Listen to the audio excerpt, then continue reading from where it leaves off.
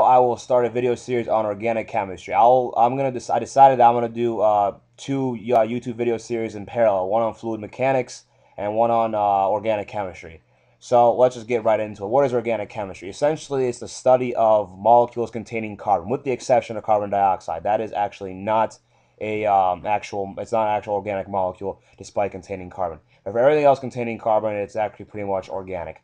And so let's just look at a very simple organic compound, and that would be methane. Most people have heard of methane before. Chemical formula is CH4. And well, let's talk a little about the history. Well, organic chemistry has been around for quite some time. It's been, I think, for several hundred years. That's, it's really formalized. Obviously, this is a course after the arrangement of the periodic table, and Lavoisier and the European chemists, Mendeleev and all those guys. Essentially, organic chemistry is very useful in engineering, especially when it comes to polymers, such as plastics. That's all, organic compounds are strung together in a long chain to make it very powerful. That's why, sometimes plastics are hard to bake, and then we have like PVC pipes, and which is polyvinyl chloride, and things like that. So essentially, organic chemistry is pretty useful in engineering disciplines. I think out of all the branches of chemistry, well, I guess inorganic chemistry also. But as for it's really effective for practical applications used today, and also the naming the molecules in organic chemistry is also more or less pretty straightforward. They follow certain given rules. You know the rules, and you can pretty much name any chemical you want to. And it's not even all that difficult to do as long as you know the rules to do it. Let's look at why methane is actually called methane. Well, meth prefix means one carbon atom, and ane is an alkane. An alkane is simply a carbon with only single bonds to other atoms. And in this case, there's no really other hydrogen. Typically, these alkanes are, it's single bond to other carbons because you get like things like ethane, which is, two carbons. And but for this, it's only one carbon, and it's all single bonds, so that's why it's called methane. One carbon, and it's an alkane, and it's has all the possible all the electron configurations, and all the molecules it can bond to are fully bonded because they have all these hydrogen atoms which are bonded to the carbon.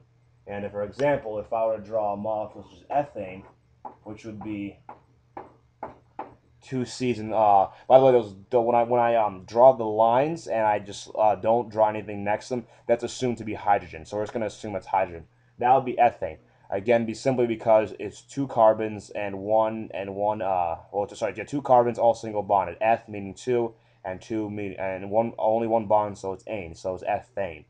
And there's also a chemical. There's actually a formula you can use to calculate the amount of hydrogens the alkane will have, assuming there are no other molecules there. It's really quite straightforward. It's you have CN, so let's say we have like two carbons, and then it would be two N plus two. Two times that would be two times two is four, and then you add two, and it'll give you six. And lo and behold, one, two, three, four, five, six, and that will work for pretty much all alkanes. Well, actually, all alkanes, assuming there are no other bonds between no other molecules that are on the onto the carbon onto the compound.